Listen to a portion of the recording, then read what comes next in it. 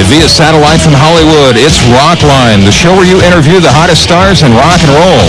Hello again, I'm Bob Coburn. Rockline is brought to you in part by Budweiser. For all you do, this Bud's for you. By Levi's Non-Zip, Everhip, Buttonfly, 501 Jeans. And by JCPenney. It's smarter than ever to shop for back to school at JCPenney. Tonight, Rockline is an evening with Stevie Nicks. So get your questions ready and call us toll-free in the U.S. and Canada. 1-800-344-ROCK. That's 1-800-344-7625. One number toll-free from anywhere in North America. Stevie Nicks' intensely personal songs have a dramatic effect on her legion of followers, as loyal a following of fans as you'll ever find. And whether she's here as a member of Fleetwood Mac or as a solo artist, as she is tonight, it's always a pleasure for Rockline to welcome Stevie Nicks. Nice to see you. Thank you. It's nice to see you. You look great. Great to have you here. Congratulations on the album. Thank you very much. You got to be feeling really good about it. I am feeling really good about it, and I'm very excited. Now, you worked with Rupert Hine this time as a producer. Did you know him previously, and how did you choose him to produce the album? No, I did not know him previously. I actually spoke with two other producers, and Rupert was the third, which number 3 is my, special magic number. And really, the real story is that we sat down to dinner, myself and management and Rupert and a couple of friends, and I just kind of looked at him and said, "You're hired."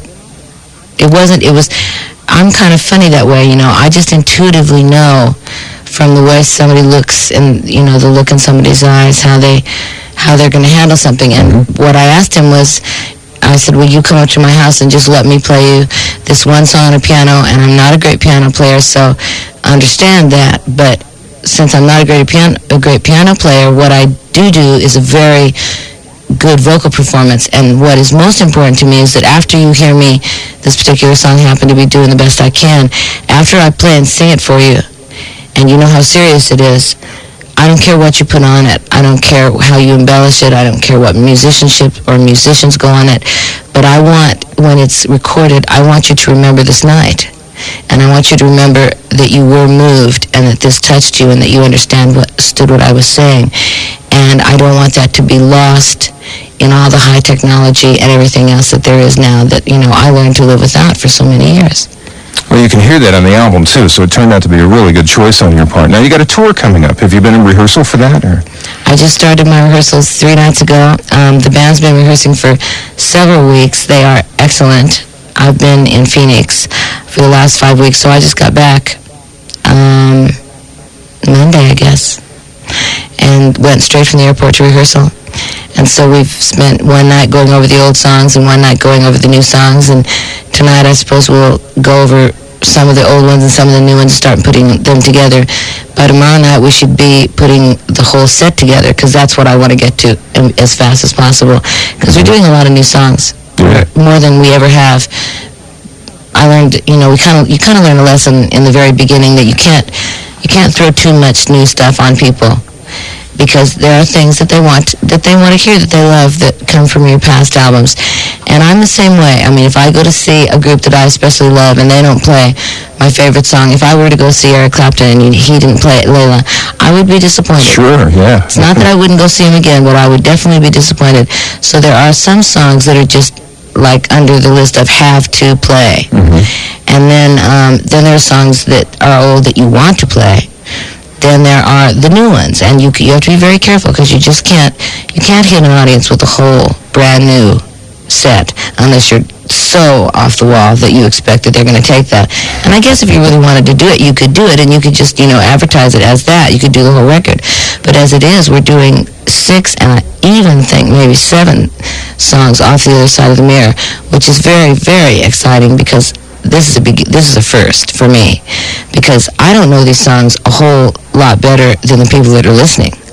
So I wrote them, and when I wrote them, the experiences behind them are all very sturdy, and they were all written in the last 6 months and all recorded in the last 6 months. So this is the first album that I've ever done where my life, as it was going on every day, we were writing these songs. And again, I have to compliment Mr. Hine, because he stayed right with me in that we wouldn't go back and dig out thousands of old songs. Because, I mean, I came back from Phoenix with about 250 songs, and I said, I can't send 250 songs to Rupert Hine. He'll have a heart attack. So, then we whittled it down to, about 100, and then it came down to about 70, and then down to about 50, and then down to about 30, and then down to 27, and I think we finally sent him 22. Now, that's a lot of music to put on somebody that doesn't even know you. And he kind of picked out his favorites, and then, of course, I said, well, these are kind of my favorites. And I think he realized that he at least had to give me the chance to try my favorites. And he ended up usually being right. The ones that he liked the best came out right. The best. And maybe that's because he was sabotaging me. I'm going to have to talk to him about it. But the fact is that I, the reason you hire a producer is because you don't want to produce. And as much as I would love to produce somebody else, I think that just like when it comes to, say, picking photographs of yourself, you're not objective, and you pick out songs, or you pick out pictures, or you pick out clothes or something, and they're not especially the perfect thing for you. And like somebody else might be a little better at being a little bit more reserved with their choice before they absolutely say, this is the 10 songs. So Rupert and I ended up recording about 17 songs, of which the ones that didn't go on the record, the other ones went straight in a little FedEx package to Fleetwood Mac. So it's like, so that was great, because they already had, they had a solid amount of songs to begin with that were not demos, that were certainly, or let us say, the best demos you could possibly make. And then I've, written about 10 more songs, which I also sent them. So, like, they're bogged down. They don't know what to do with all my material. I'm sure they'll find something. Everybody wishes that I would just stop writing songs, I wrote 10 new songs in Phoenix, that have nothing to do with The Other Side of the Mirror or Fleetwood Mac. So it's, loving writing music as much as I do seems to be the thing that really keeps me going. And this album was a lot of fun because Rupert understood that. And he understood that all he had to do was be nice to me. And if I said something he really didn't agree with, not to hit me with it right there in front of a bunch of people, to wait until everybody had gone and discuss it with me calmly and not hysterically. And so what happened was we never had one harsh word. There was never an agonizing moment during this record, even though some of the songs have their agonizing moments. But I, of course, sat Rupert down and explained each song to him in detail about what it was written about, so that before he ever started, he was very aware of all the meanings of all these songs. We weren't just talking about, a bunch of pop songs. We were talking about some very serious songs that we were gonna back up with some very lilting, beautiful music. But most important, what we were gonna do is we were gonna say something on this record. And indeed you did. And the first song we're going to play from The Other Side of the Mirror tonight is the first big hit from the album, Rooms on Fire, on Rockline.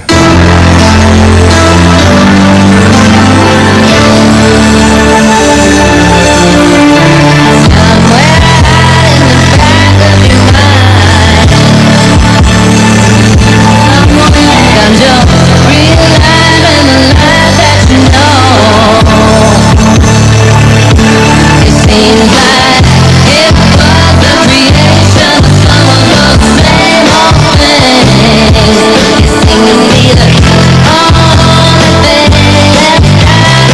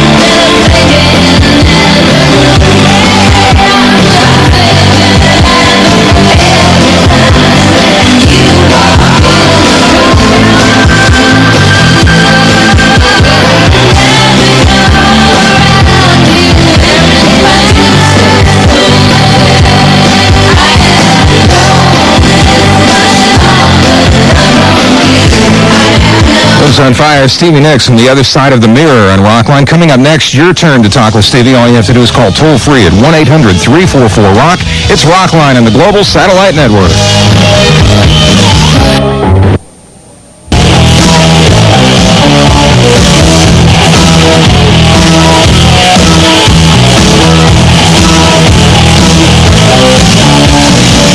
And welcome back to Rockline and our evening with Stevie Nicks and Bob Coburn. We have a new affiliate to welcome to the Rockline tonight, Rock 99 in Birmingham, Alabama. Nice to have you aboard. Love to hear from you this evening. Next call, actually first call this evening for Stevie is from New York. It's Terry, a listener of 92.3 K-Rock. Terry, good evening and welcome. Hi, how you doing, Stevie? I'm fine, Terry. How are you? Oh, I'm doing great. I'm so happy to be talking to you. Well, thank you. First I want to thank you for your music and for giving the gift of your writing to me. It's been an inspiration, and I really enjoy it, and I just keep on going, keep doing what you're doing. A few years ago, I heard that you almost finished putting out an autobiography book and possibly a book of poems, and I was wondering if you're still planning on, putting that out. Terry, the problem with it is that I continue to write every night, and so I continue this journalistic, poetic sort of thing I've been writing since I joined Fleetwood Mac. And my problem is that I don't want to stop to go back to edit it. Not that there's really anything I have to take out of it, because I wrote it all very, even the bad things I wrote very philosophically. But the problem is that once I start to go back and put it together, it means that I don't write about tonight. And that's been a really big problem for me, because I have many, many books already. I mean, poetry, journalistic, great things, great experiences from Fleetwood Mac and from my own career, things that I know that people that enjoy my music and enjoy Fleetwood Mac would probably really love. But the problem is I'd have to take a year with somebody that was brilliant and that could say, that's not that great, take it out, because again, I'm probably not objective enough to pick out what I would want to put in it. I'm probably not the best judge, because everything that I write, I sit up very late after everybody's asleep and write the things that I need to write down, and they're all, everything, even if it's terrible, is precious to me. So that's the problem that I've had with getting this book thing together. I've had a deal, a book deal, if you wish, for a long time, but I must have 25,000 pages of typewritten information, and to get somebody to go through all that is like an enormous job, and I don't want to do it, because I just want to keep writing about what's going on every day.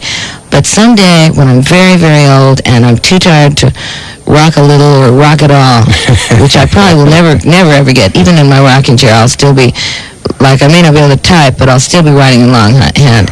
And someday it will get out, because there's a lot of this that I really would love to share with all of you, because there's a lot of things that are behind the scenes that I think that you all deserve to know about. Very good, Terry, and thanks for being on. Thanks for starting us off tonight. We'll stay in New York State. Our next call from Rochester, it's Jennifer, and she's listening to 96 WCMF. And Jennifer, you're on with Stevie Nicks. Hi, Stevie. Hi, Jen. Oh, it's such an honor to get to talk to you. Well, thank you. I'd also like to say hi from Linda Losey in Richmond, Virginia. We're your biggest fans and recognize you as the best singer-songwriter around. Well, that's the nicest thing you could say. And what's your question tonight, Jennifer? What inspired you to dedicate your new album to Alice in Wonderland? Because I didn't really dedicate it to Alice in Wonderland. I dedicated it to my grandma, whose name was Alice, and who I am very much like her. And unfortunately, she died a few months ago. I don't know, it's like she never really left. And this whole album, even though the name of the album wasn't Alice, the whole album took on a very much of an Alice in Wonderland thing, so that I could have called this record Alice, and if my grandmother could have made it to have heard it, it would probably have been the most wonderful thing that ever happened to her. And even though I know she's up there watching, I wish she could have lasted a few more months and heard this, because it became very much her record. Very good, Jennifer. Thanks for being on Rockline tonight. Let's move now to Canada, to Thunder Bay, Ontario. We have Bobby on the line, a listener of 94 FM. Good evening. Welcome. Hi, Stevie. Hi, Bob. Hi. I just want to tell you first that I know you've heard this, but I think you are the best singer-songwriter in the world, unquestionably. And I want to say thank you, because your music has provided me with a lot of much-needed inspiration for my songs. And I just want to say thank you. Well, you know, that's the nicest, truly thing that you could say to me, because yes, I have heard it many times, but you can never tell me too many times that my writing means something to you, because that's the reason I do it. And I really appreciate the fact that it's helped you or made some sort of an impact on you. Thank you very much. All right. My question is, your music being a big part of my life, I was wondering how you think your life would be different if you missed the Fleetwood Mac opportunity. I think that Lindsay and I would have broke out of Birmingham, Alabama, because we were not in any way, shape, or form ready to quit. And we were already 4 songs into another Buckingham Nicks album when Fleetwood Mac came along. We were doing this record on spec, which means speculation. But we were 4 songs into it, and we had to make a choice because we were doing really well in the South. And so we had to seriously sit down and, like, I went out and bought all the Fleetwood Mac albums and listened to them and said, can I add anything to this? You know, is there a theme here? Is there a little bit of mystical something going on here that I can relate to? Can I help this band? And after listening to all the albums from way, their first one, all the way up to Heroes Are Hard to Find, I said, yeah, I think I can add something to this. And I looked at Lindsay and I said, I think we should do this. And he said, I think we should too. There you go, Bobby. The facts may be a little different than what you might have imagined on that one.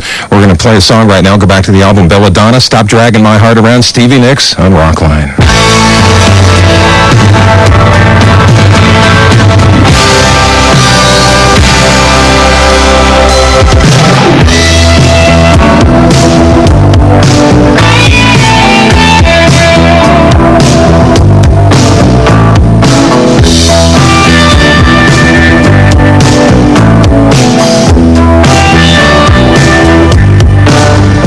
Baby, you go knocking on my door.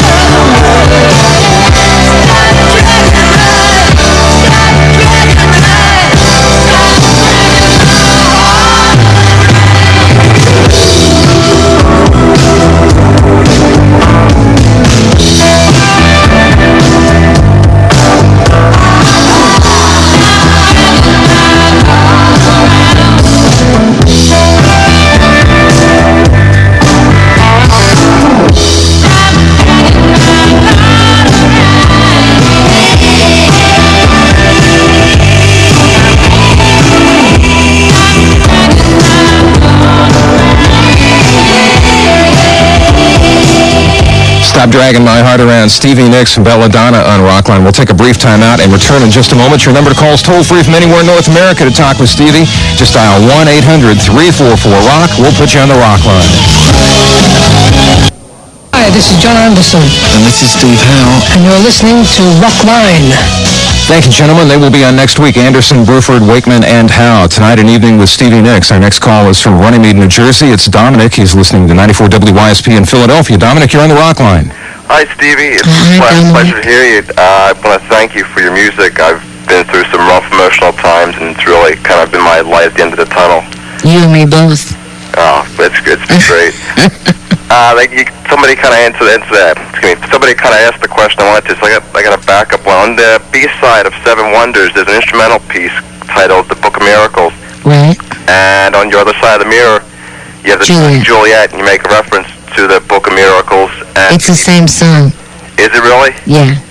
I was wondering about that. You listen to it, and it kind of seems that. And also, I wanted to know, you on Belladonna and Wild Heart, you had done duets with Tom Petty, and then with Rock a Little, we didn't see anything. And on the other side of the mirror, you went to Bruce Hornsby. Will we see further projects between you and Bruce Hornsby, or you appearing on his albums? Well, if it's up to me, I had such a marvelous time with Bruce Hornsby. I have to tell you, I flew from London in on a Saturday. We had a Sunday recording session. We knocked out Two Kinds of Love and Juliet in about 5 hours, and then we went to the River Cafe and shut down the cafe. We walked out of each other's lives, and I'll never forget it, because not only does Bruce Hornsby have an incredible talent, but he's very special. He's funny, and he makes it easy for you, and he makes you feel great. And he asked me, was there anybody else that you wanted to sing this song? And I said, no. If there had been, I would have just sung it myself.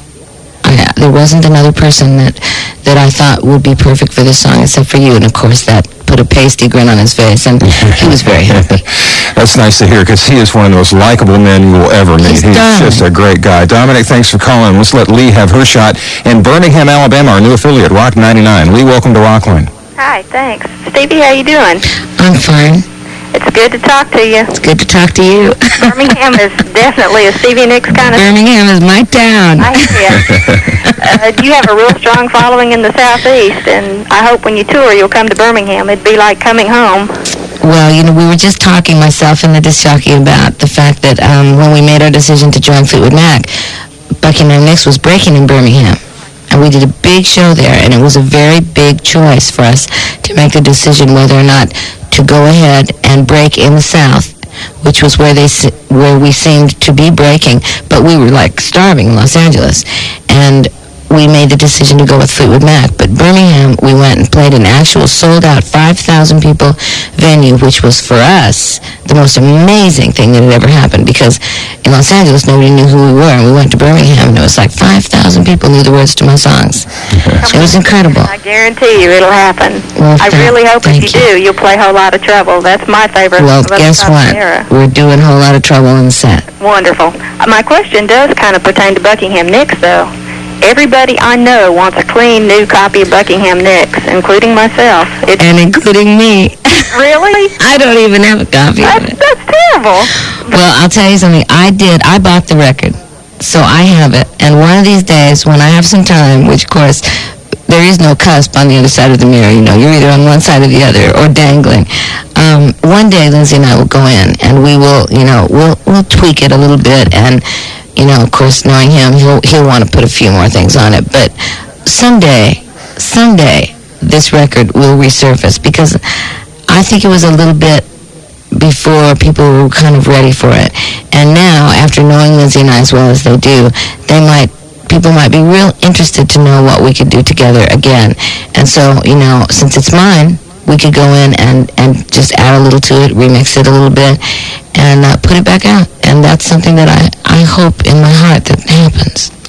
Let's hope it does, and maybe on CD, too. That'd be nice to have that out on CD. Lee, thank you for the call. It'd even be nice to have just a plain old record, huh? We're going to talk to Debbie now in Richmond, Virginia. XL 102 is our station there, and Debbie, you're on the show. Hey, Stevie, great talking to you. Hey, Deb, thanks. Listen, I have two questions I'd like to ask you this evening. First of all, you are the most captivating performer I've ever seen. I've seen you live solo and with Fleetwood Mac, and you've made me cry, which is a very moving experience. I didn't mean to make you cry. It was a happy kind of cry, I swear.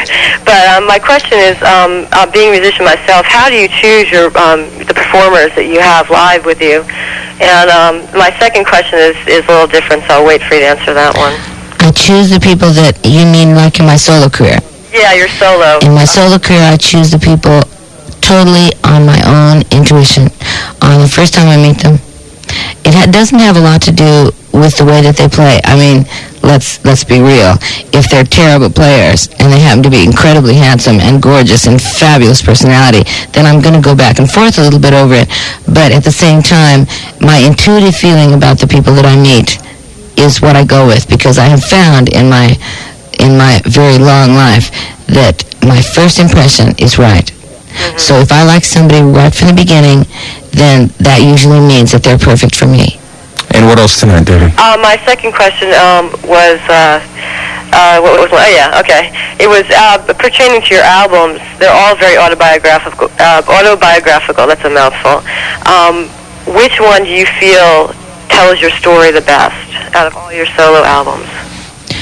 Well, it would have to be a cross between Belladonna and The Other Side of the Mirror, I think, because Belladonna was when I was really frightened. You know, and the lady is so tired that the lady disappears. I mean, that was a very scary thing for me to do, to leave Fleetwood Mac to do that record. It at the time, it hurt a lot of people's feelings, and it upset a lot of people, but it was something I needed, not to get away from Fleetwood Mac, but because I write so much. And it was like I have all this stuff that I'm piling away, you know, with no place for it to go. I had to have a solo career in order to get out at least 10 of the 500 songs that I write a year. And that's kind of, you know, that's why I do that. Did we finish our question exactly? Yeah, I think that does it. Yeah, Debbie, thanks for the call. I'm going to play music right now from The Other Side of the Mirror by Stevie Nicks. Long Way to Go on Rockline.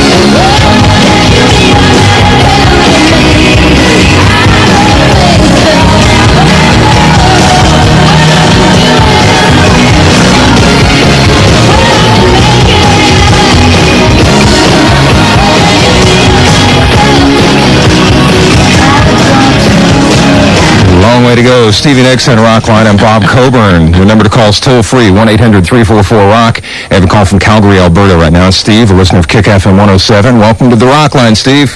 Hello, how you doing? I'm doing fine, Steve. How are you doing? Pretty good. I'd like to say thank you for all the wonderful music, and I think Fleetwood Mac would have slowly faded away without you and Lindsay to help them along. Well, I never would have let them fade away. You see, that's... My question is, were you happy with the amount of songs that you had on the last Fleetwood Mac album, and are you coming to Calgary at all on your tour? No, we're not playing Calgary. We're playing Montreal, and we're playing Toronto, and we're playing Ottawa. And I may be wrong. Montreal may be canceled. But we are, in fact, our second show is Toronto. And that will be the 17th of August, and 17th. Ottawa on the 22nd. Right. And the Ottawa date is at the fair, and at Toronto at the CNE Grandstand. So look for that. I don't see a Montreal date on your... No, I think it's canceled. I have to tell you that Canada, I think, is so beautiful that I'm really looking forward to coming there, just because I've always wanted to take a cruise up there, you know, and just cruise through all those beautiful mountains and stuff, because it's really such a special place. A couple other concert dates while we're talking about it quickly. Clarkston, Michigan, Pine Knob, that's the opener on the 16th. Then the 19th and 20th, Great Woods in the Boston area. Then Portland, Maine, Seashore Park Arts Center. And the question was the amount of songs in the last Fleetwood Mac album. Were you happy with that? That he had asked that earlier. I recall you answering that. So. Say that again now. Tell me the question again. Were you happy with the amount of songs that you got on the new Fleetwood Mac album? You mean on Tango in the Night? The fact that I had 2 songs and Chris had 4 and Lindsay had 6? No, I was not happy. Not one bit. It's the way it worked out. And I learned a long time ago in my wisdom that if that's the way it is, that's the way it is. It wasn't very fair, but... when you're in a band, sometimes you have to make compromises. And to keep everybody happy, you just have to shut your mouth and go on. There you go, Steve. Thanks for calling. We appreciate it. We're going to talk to another Steve in Ottawa, listener of Shea 106. You're on with Stevie Nicks, Steve. Hi, Stevie. Hi. How are you doing? I'm fine. Good. Thank you for the compliment to Canada. We think you're quite beautiful, too. My question is, what are your plans immediately after this tour? What a question. My plans immediately after this tour is to get home as fast as I possibly can and get into the studio and Fleetwood Mac, of course. You know, I've done an awful lot of work already on the Fleetwood Mac album, and I work quickly. So it's like I go in and, you know, I can get a vocal done in one night, easy. They can cut one of my tracks in one night, easy. So I'm not the kind of person who needs to cut a track and sing the vocal in 2 days and spend 13 months putting overdubs on it. So I do what I do, and then they don't really need me. I did a week of recording with them 2 weeks ago in Phoenix. We worked on 4 songs. I'll manage to juggle. I'm the juggling queen. I'll manage to juggle it out so that I'll be able to slip away and slip into rehearsal. Into their studio, out of my own rehearsal a couple times before we leave on the 13th. And I will make sure that before I leave that Fleetwood Mac has got everything that they need. And then if there's something they don't have, they'll fly out and meet me on the road somewhere, and we'll go into a studio. And because I work quickly. I get bored real fast. So it's like, I don't want to do a vocal more than once or twice. After that, the magic is gone for me. In the studio. Not on stage, but in the studio. Well, that makes things rather simple doing it that way. Just in and out and get it done. Yeah. Steve, thanks for being on the Rockline tonight. Let's let Nikki have her turn. She's in St. Louis, Missouri, listening to KC95. Hi. Hi, Stevie. Hi, KC. First, I'm another fan who'd love to thank you for your music. I'm a freelance artist, and your songs have been a real inspiration in my work. And I have 2 questions. My first question is, I noticed on some of your albums you have hand-tinted photographs, and I was very impressed when I read the album and found out that you had done it yourself. I'd like to know where you learned how to do that, and how long have you been doing it? Nobody taught me. A very famous photographer whose name is Neil Preston brought me over a box of Marshall hand tints and one day and tried to show me how to do it and put a little blue on one of my leg warmers, and I said, I don't like that color, Neil. why don't you just leave me the box of paints and like get lost?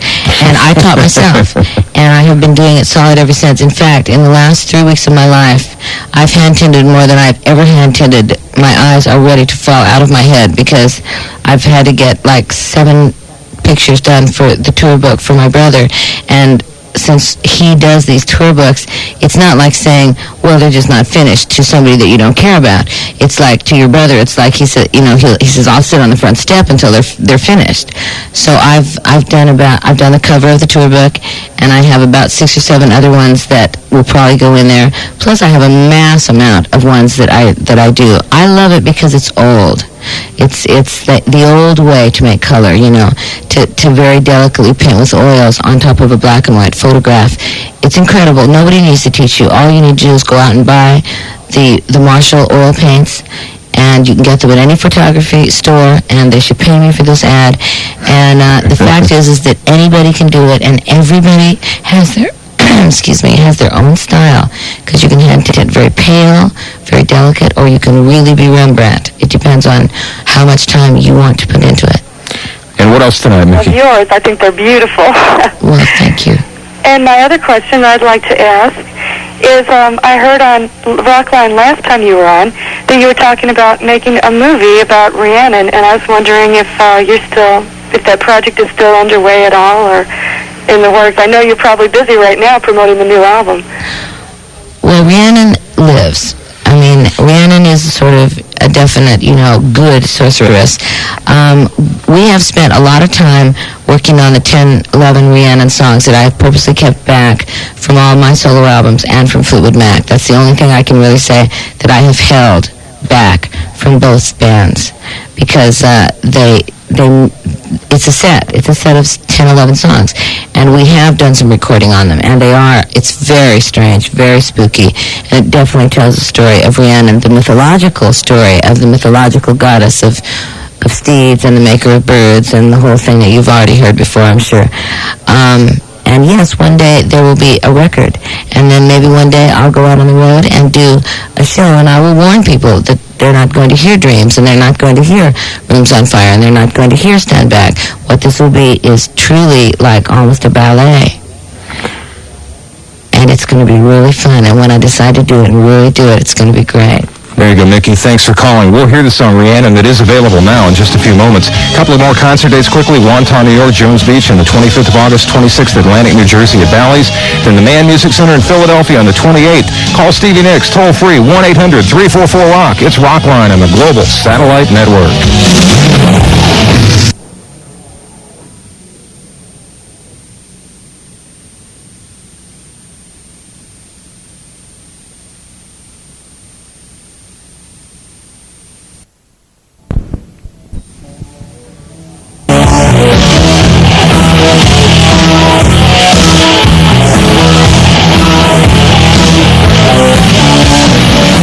Once again, welcome back to Rockline. I'm Bob Coburn. It's an evening with Stevie Nicks. Let's go back to this song by Fleetwood Mac now, Rhiannon, on the Global Satellite Network.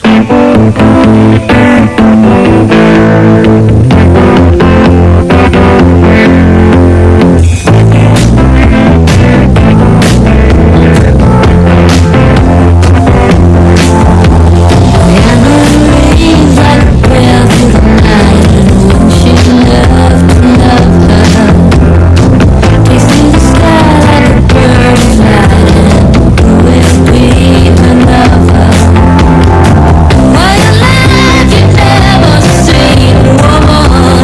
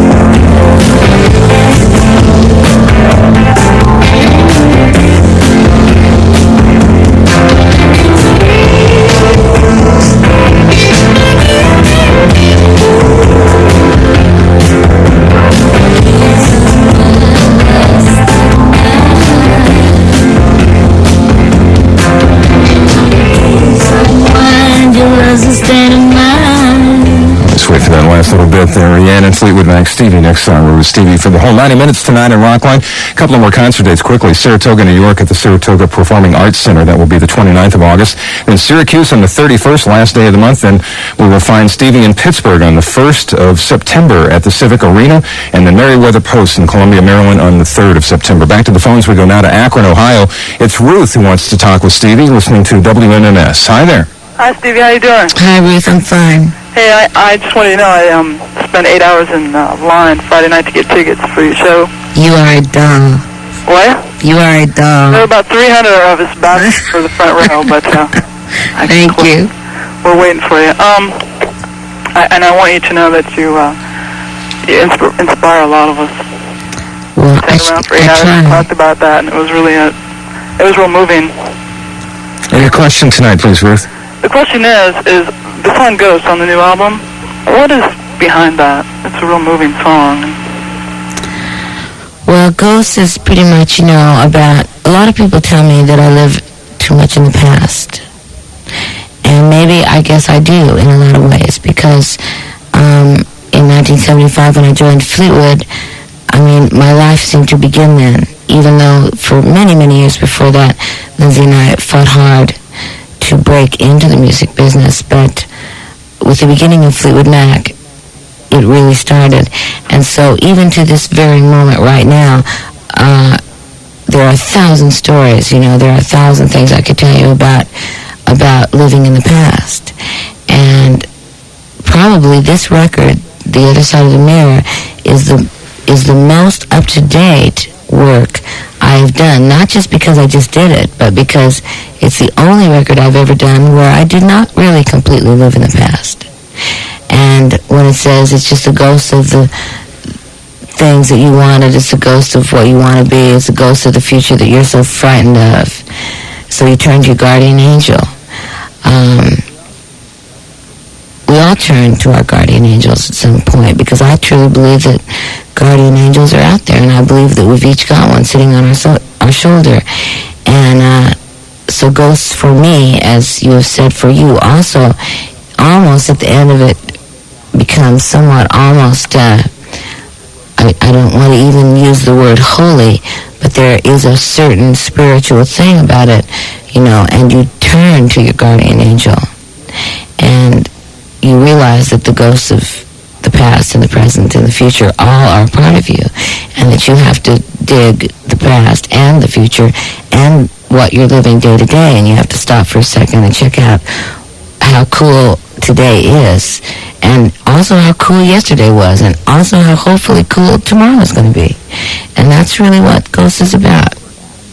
There you go, Ruth, the first-hand interpretation for you there, and thank you for your call. We're going to stay in the Midwest and go to Minneapolis now as we speak to Brenda, a listener of 92 KQRS. Brenda, you're on the Rockline with Stevie next. Stevie? Good evening. How are you? I'm just fine. Would you please say hello to my roommate, Nettie? She is just a very big fan of yours. Hello, Nettie. How are you? She's going to get a kick out of that. But I just want to say I saw you in 83, and I had a wonderful time. Well, I'm glad. Anyway, my question is, my roommate had told me you were working on some children's stories, something about a ladybug and a dolphin. I was wondering, is that gone through? Have you finished working on that yet? It's a very old song. It's about a ladybug and a goldfish who tried to have a relationship, but due to the fact that the ladybug could not, she drowned, right, if she went under the water. And the goldfish, if he came out of the water, would die because he can only breathe underwater. So I wrote this song about the goldfish and ladybug fell in love with each other, but they couldn't work it out. And obviously they couldn't work it out, because if either of them came out of their natural habitat, then they could not live. So this is like this little story that I wrote, and Lindsay and I recorded it many, many years ago. And at one point I even got a television deal to do it for a animated Valentine's special, and I was so busy that I didn't get to do it. But someday, it's kind of this little reggae song. It's really pretty. And at the end of it says, how can I love you without loving?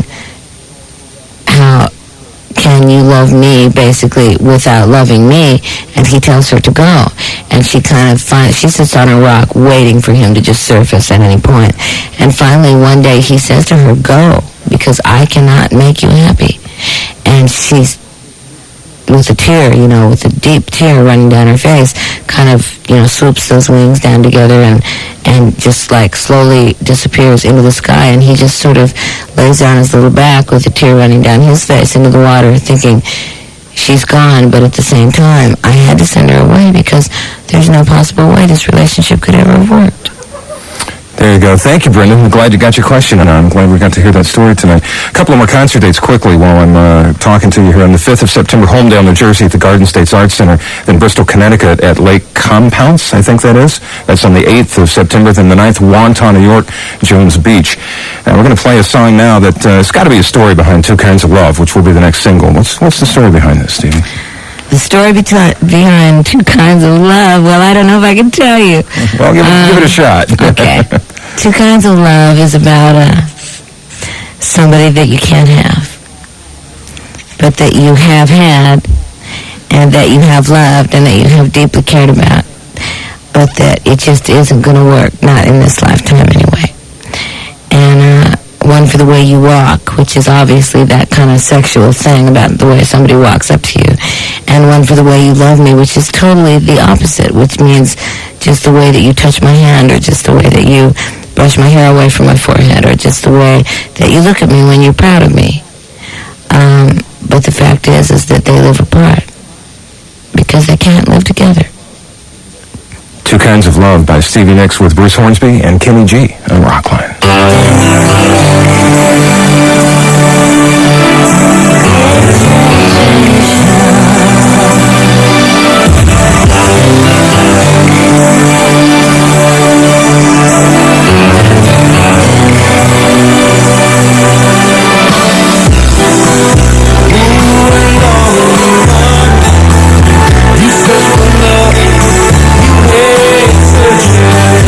You and my love, you and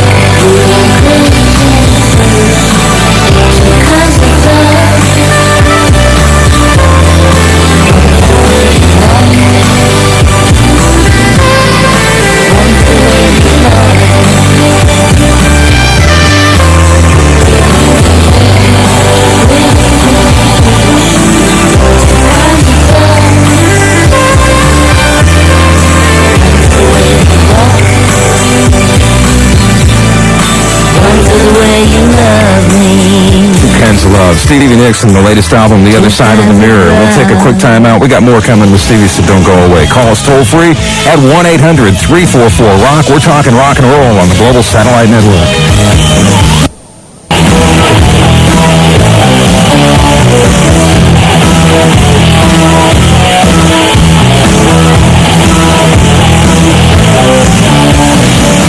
And once again, welcome back. Got a Rockline rolling tonight with Stevie Nicks. I'm Bob Coburn. Let me wrap up the concert dates that we have already. On the 11th of September, Buffalo, New York, at Memorial Auditorium. Then the Blossom Music Center at Cuyahoga Falls outside Cleveland. On the 12th of September, the 14th, St. Louis at the Muni. Then Poplar Creek, Chicago on the 15th of September, and the 17th, Troy, Wisconsin. That's Alpine Valley. And also scheduled, but not announced yet officially, Atlanta, Orlando, Miami, Tampa, as well as Gainesville, Biloxi, Dallas, then Houston, Austin, and Denver, followed by Phoenix, Costa Mesa, San Francisco Bay Area, somewhere there. Also Sacramento, Vegas, and Los Angeles. Our next phone call is from Texarkana, Texas. We have Michelle on the line. She's listening to 98 Rocks in Shreveport, Louisiana. Good evening and welcome. Hi. Hi, Michelle. Hi, Stevie. First of all, I'd like to tell you that my little 2-year-old brother will not go to sleep unless we play the entire album of Belladonna first. Well, what an angel. He adores it. I was wondering how you chose the particular gossamer style type of dress for your trademark. Well, probably because it is the greatest look for all figures. Fat, skinny, tall, short, plump, pleasingly plump, etc. My clothes look good on everybody, and all of my friends borrow them. So my stage clothes go way further than stage. They are worn by all my friends and myself in my regular life, in their life, at all times. And that's why I love my clothes, because they're not daytime, nighttime clothes. They're all the time clothes. There you go, Michelle. Thanks for being on the Rockline tonight. So getting some mileage out of them. There you go. We're going to talk to Robert now in Tustin, California. 95.5 KLOS is our station, of course. And Robert, you're on with Stevie Nicks. Hi, Stevie. Hi, Robert. First of all, that nobody writes a song like you do, and thank you for doing the best you can. Well, I am doing the best I can. It's great. Could you also tell Sharon Ceylani she's a beautiful lady with a beautiful voice? I will not tell her that. I will tell her, Sharon, that. Sharon, yes. And so are you. And I was wondering, from one artist to another, I know that your paintings are really something exquisite. I was wondering what you were planning on doing with your painting career. Any displays or publication or anything? At some point, when I feel it's the right time. I mean, I paint all the time. Whenever I'm not doing music, I paint. And even when I am doing music, I paint. So I figure, in the next 10 years, I'll probably slip gracefully and silently and quietly away out of this particular part of my life into my art, into painting and drawing. And I'm learning to make dolls. There's a lot of things that I haven't quite, gotten to yet, that I'm just sort of leaving for when the time is right for them, because when the time is right, intuitively, I always know when the time is right, and then that's when I'll make the change. I'll do a little bit less music, and I'll do a little more painting, and at some point, it'll make a final change where I go out of one and into another.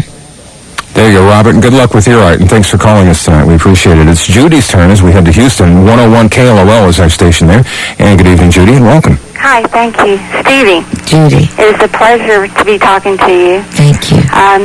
You hold a very special place in the hearts of my friends and I, and we just want to let you know so much, in fact, that my sister named her daughter after you, and my best friend also named her daughter after your song, Rhiannon.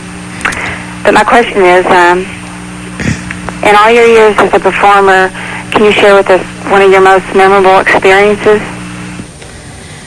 Well, the reason on this record that I put Bob Dylan down as my most memorable moment is because he asked me on stage. He actually invited me on stage to come on and sing Like a Rolling Stone and Knocking on Heaven's Door. And for those 2 nights in Australia that I got to do those 2 songs, I consider all the bad parts and the unglamorous parts and the parts that you don't really want to know about, and I don't want to tell you because I don't want you to know about those parts.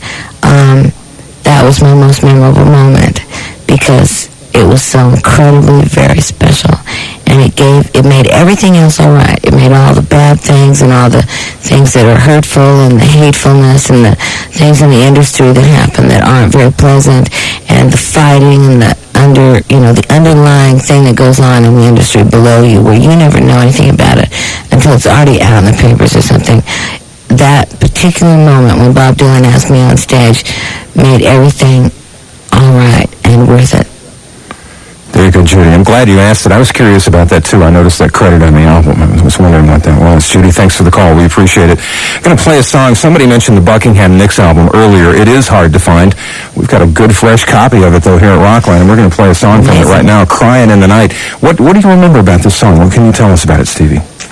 Well, I wrote Crying in the Night about an actress whose name is Leslie Ann Warren, and she did some movie that was very a la Gunsmoke, Kitty, that type of thing. And I wrote this song about her. And in many years later, when I did the video for Stand Back, and Jeffrey Hornaby choreographed it, they were going together, and he, in fact, introduced me to her, and I told her about it, that this song had been written about her. So this was a song that was really written about a certain person, and if you know who she is, and whenever you hear Crying in the Night, you'll know that that's who I wrote it about. And she thought it was pretty neat, and I thought it was pretty neat, and I thought it was pretty neat to get to tell her that I wrote it about her. And we're going to listen to it right now on Rockline.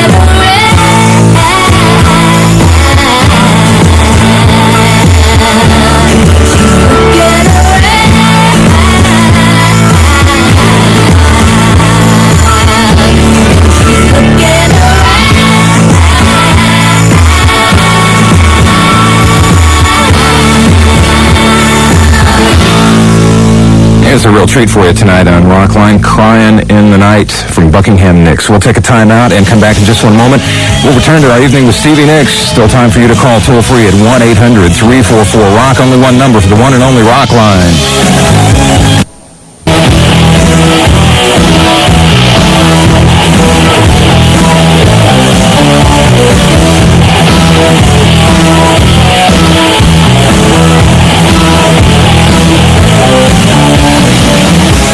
back to Rockline. It's an evening with Stevie. Next time for the home stretch. Now we go to Chesapeake, Virginia for this call from David, a listener of FM 99 WNOR in Norfolk, Virginia. David, you're on the Rockline with Stevie Nicks. Thanks. Hey, Steve, what's up?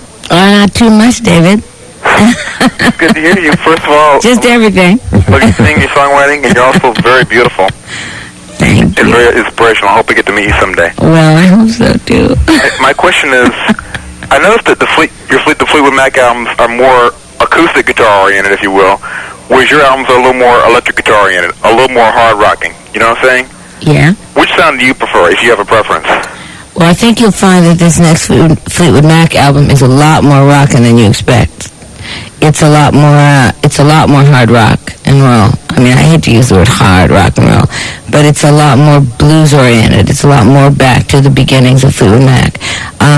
My band that I use, whether with this band or whatever band that I've used for Wild Heart, Talk to Me, all those things, I insist that they be rock and roll because I basically am a rock and roller, and I refuse to accept. Tom Petty once said to me, well, pop star, and I ran across the room, and if I didn't love him so much, I'd strangle him, because you couldn't say anything to me that would make me more angry than to call me a pop star. Rock and roll is where I belong and what I love, and always has been since I was 18 years old. So, does that answer your question? David, does that answer your question? Yeah. David, Okay, great. Yeah, thanks. We appreciate it.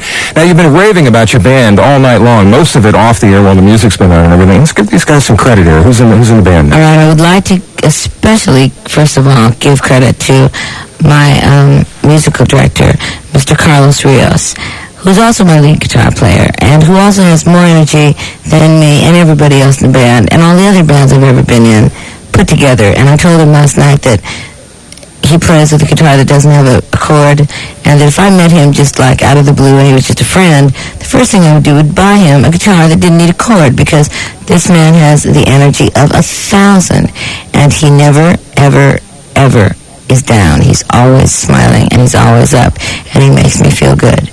On drums, Russ Kunkel, who is Merlin to me, and who I'm very honored to have with me on this tour, because Russell is not easy to get, and Russell is, let's put it this way, Russell is hard to get, and he is here this time for the first time since Belladonna for me this time, so he makes me feel safe. On bass, I have Don Boyette, who is one of those people that stands right next to me and looks at me with those beautiful calm eyes and makes me feel like everything's okay, which is incredibly important because I don't always feel that everything is okay.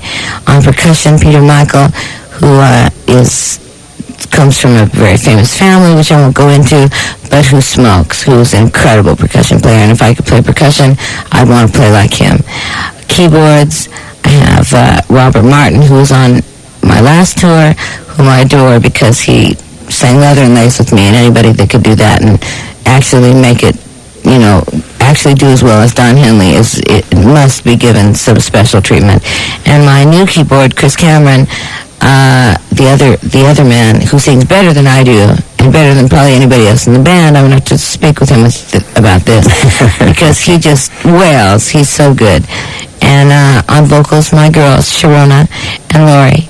And basically that's it. But I think it's very important that the world knows that how much I appreciate them, and I think it's very important that they know how much I appreciate them, and especially Carlos. And the last thing that I really think that's really important to say is that to my mom, to my mother, who's been very sick, but who has come out of this, and who's made it, and who is still alive, and is strong upon my shoulder, and insists that I do this. And all the people in this band have been very devoted to making this perfect for me, so that when I walked into rehearsal 3 days ago, it would be perfect, because she'd been very sick, and I'd been home with her for the last 5 weeks.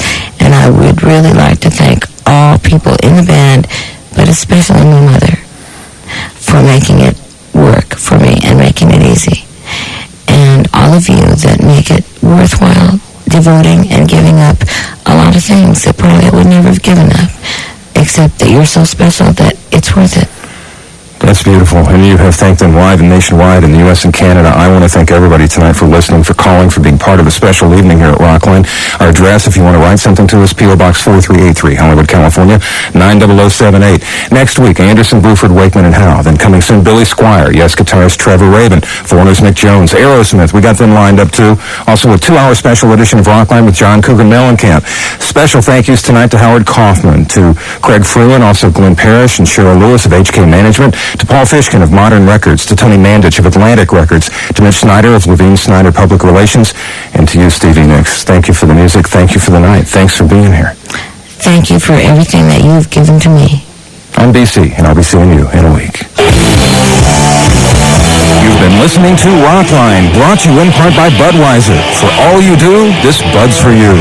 By Levi's Non-Zip, Ever Hip, Buttonfly 501 Jeans. And by JCPenney. It's smarter than ever to shop for back to school at JCPenney.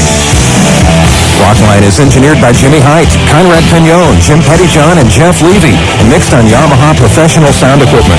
Musical instruments are provided by the Guitar Center in Hollywood. Special production by Jimmy Rash and John Valenzuela. Technical direction by Mike Correa.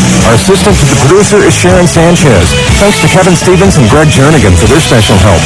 Rockline is produced by Mark Felsot, executive producer Howard Gilman. Rockline is a presentation of the Global Satellite Network for distribution in the United States by the ABC Radio Network and in Canada by Telemedia Broadcasting Systems.